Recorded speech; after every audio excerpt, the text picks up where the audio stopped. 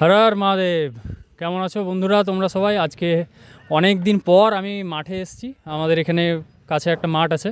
তো ইউজুয়ালি তোমরা আমার ভিডিওতে যে মাঠটা দেখে থাকো সেটা এটা নয়, এটা একটা অন্য মাঠ। অনেক দিন পর আজ দৌড়াতে এলাম, দিয়ে দৌড় শেষ করে একটু হাঁপিয়ে ভাবলাম তোমাদেরকে কয়েকটা টিপস বা যাই বলো, মোটিভেশন বলো, কথা শেয়ার করে দিই মেনলি বলতে গেলে। তো কাছেই তোমাদের WEPSI এর রান খুব সামনেই আছে, তার জন্য অনেকেই তোমরা প্র্যাকটিস করছো। আমাকে অনেকে ভিডিওতে কমেন্ট করো যে কীভাবে রান আরও বেটার করতে পারবে, বা স্ট্যামিনা কীভাবে বাড়াবে, বা রানের টাইম আর একটু কীভাবে কমিয়ে আনবে, ইত্যাদি ইত্যাদি। এই মুহূর্তে টাইম কম, তবুও কিছু কিছু কথা আমি তোমাদেরকে বলবো ইম্পর্টেন্ট। হয়তো এগুলো খুবই সূক্ষ্ম ছোটো ছোটো কথা। ভিডিওটা শেষ অবধি দেখো আর ইমপ্লিমেন্ট করে দেখো, যদি কিছু হেল্প হয়। আমার ক্ষেত্রে হেল্প হয়েছে তাই আমি বলছি। প্রথম টিপ যেটা আমি তোমাদেরকে দেবো, যে সামনে যেহেতু রান আছে, একটা কথা বলবো যে তোমরা এর মধ্যে কোনো দিন একটু কম জল খেয়ে, কম ঘুমিয়ে, কম খাবার খেয়ে যখনই তোমরা দৌড়াও, সেই মানে কী বলবো, মেনলি শরীরটাকে একটু স্ট্রেসে রেখে রানটা প্র্যাকটিস করো, যে তোমরা যতটুকুই দৌড়াও। এটার একটাই কারণ, যেদিন তোমরা দৌড়াতে যাবে সেই দিন সকাল থেকে লাইন দেবে বেশিরভাগ বেশিরভাগ ছেলে মেয়ে সকাল থেকে লাইন দেবে। সারাদিন হয়তো ভালো করে কিছু খাওয়া হবে না, ভালো করে জল খাওয়া হবে না, শরীর অলরেডি স্ট্রেসে থাকবে, মেন্টালি একটা তোমরা নার্ভাসনেসে ভুগবে সেই দিন।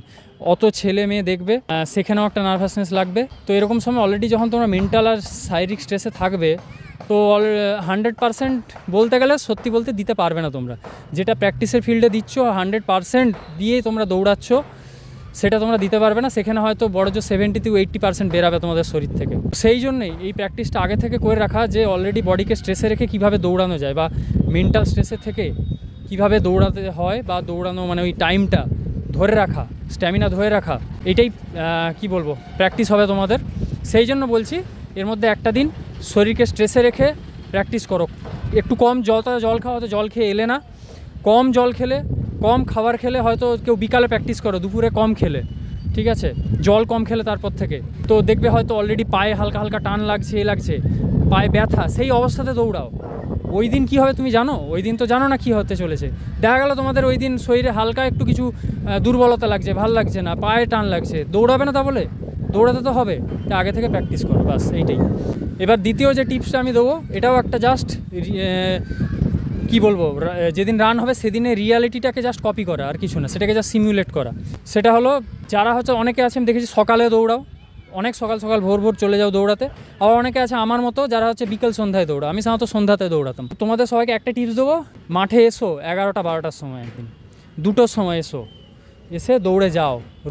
মাথায় রোদ রেখে দৌড়ে যাও। এটা তো শীতকাল, এখন কি বলবো, রোদ অনেক কম। আমরা গরমকালে দৌড়েছি, অনেকে এর থেকে আরও বাজে কন্ডিশনে দৌড়েছে। তো তোমাদের একটা পক্ষে সত্যি বলছি, ভাগ্য ভালো এই শীতকালে দৌড়টা, শীতকাল না হলো মানে টেম্পারেচার তো কম আগের থেকে, তো তোমাদের সত্যি ভাগ্য ভালো যে এই সময় রানটা পড়েছে। তো তবুও বলবো, এসো রোদে দৌড়াও।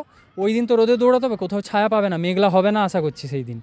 তো রোদটা খাওয়া প্র্যাকটিস করো, আর রোদের মধ্যে শরীরকে স্ট্রেসে রেখে দৌড়াও, যেরকম বললাম।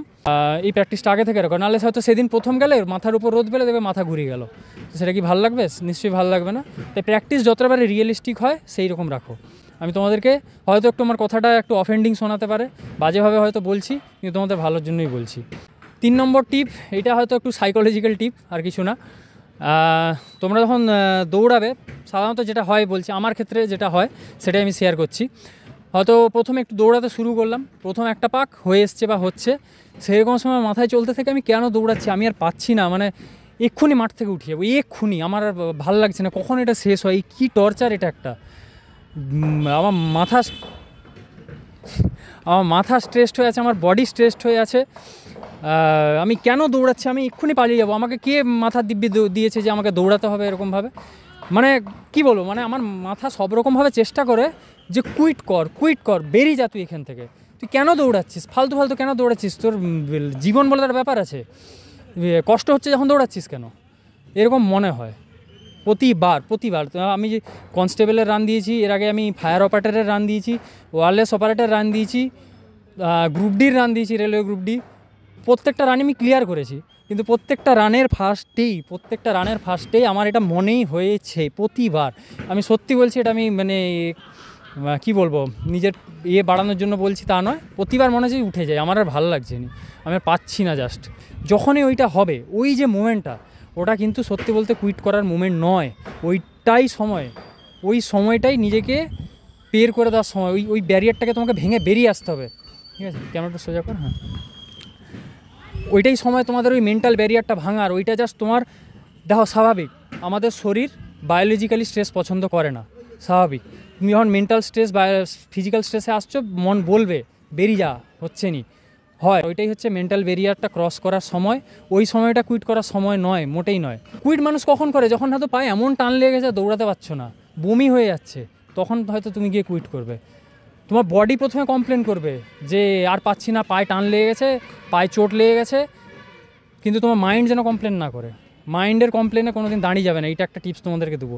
মন হয়তো কমপ্লেন করবে অনেক কিছু, যে দাঁড়িয়ে যা, পাচ্ছি নি, আর হাঁপিয়ে গেছে, ওই এতে অভিযোগে দাঁড়িয়ে যাবে না, ঠিক আছে? যখন বডি কমপ্লেন করবে তখন দাঁড়াবে, যে হ্যাঁ একদমই আর পাচ্ছি না, পাটা নড়ছেই না, জাস্ট আমার পাটা জাস্ট অবশ হয়ে গেছে, তখন দাঁড়াবে। ওই সময়টা হচ্ছে তোমাদেরকে মেন্টালি পুশ করতে হবে। ওই সময়টা তোমাদেরকে বোঝাতে হবে এই যে কষ্টটা এই মুহূর্তে হচ্ছে, এই মোমেন্টে যে আমার যে কষ্টটা হচ্ছে, এটা জাস্ট সাময়িক। আর হয়তো 1 মিনিট, 1.5 মিনিট, 2 মিনিট এই কষ্টটা আমি যদি সহ্য করে নিই, এরপরে আমি কি পাবো সেটা তুমি আগে থেকে, ওই রানের সময় ভাববে না, রানের সময় অন্য কথা ভাববে। আগে থেকে চুপচাপ চোখ বন্ধ করে বসে কিছুক্ষণ নিজে একা কাটাবে, আগে থেকে ওটা কল্পনা করবে। যারা যারা আগে রান দিয়েছো তারা এই ফিলিংটা খুব ভালো করে বোঝো, আর যারা রান দাওনি তারাও কল্পনা করে বোঝার, মানে ভাবার চেষ্টা করবে চোখ বন্ধ করে, যে ওই 2 মিনিট যদি আমি একটু কষ্টটা সহ্য করে নিই, পরবর্তী 2 মিনিট, তাহলে আমি কি পাবো। আর যদি ওই আমি ওই সময় যদি কুইট করে দিই, তারপরে আমার কতটা খারাপ লাগবে, বা কতটা আমি ভেঙে পড়বো, কতটা আমার সেলফ কনফিডেন্স লো হবে, ভেবে দেখবে, ঠিক আছে? এটা আমি আগে থেকে তোমাদেরকে ওটা ভেবে রাখতে দিলাম। রানের সময় কি ভাববে?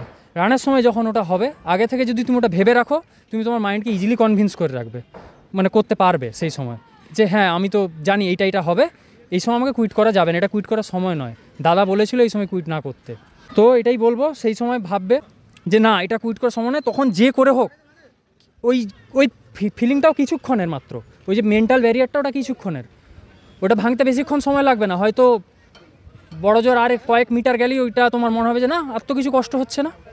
ওটা সাময়িক, খুবই সাময়িক, ছোট্ট, যে ওটা প্রকৃতি তোমার টেস্ট নিচ্ছে যে তুমি দাঁড়াচ্ছ না এই সময়টা।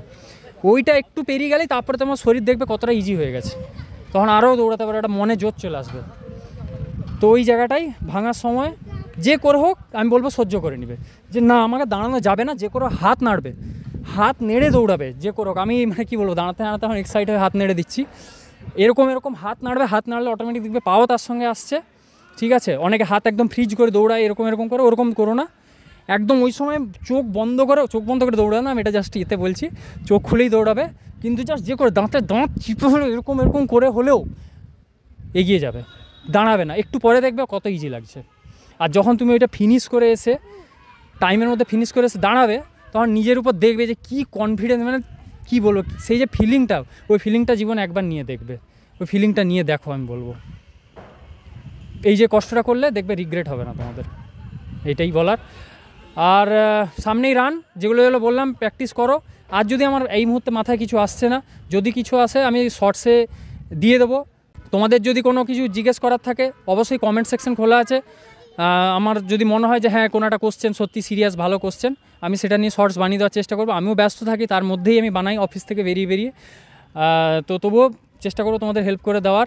কিন্তু এইটুকুই বলবো, তোমরা সবসময় রানে সাকসেসের কথা ভাবো, যে পাস করতে পারবো কি পারবো নি, হবে কি হবে না।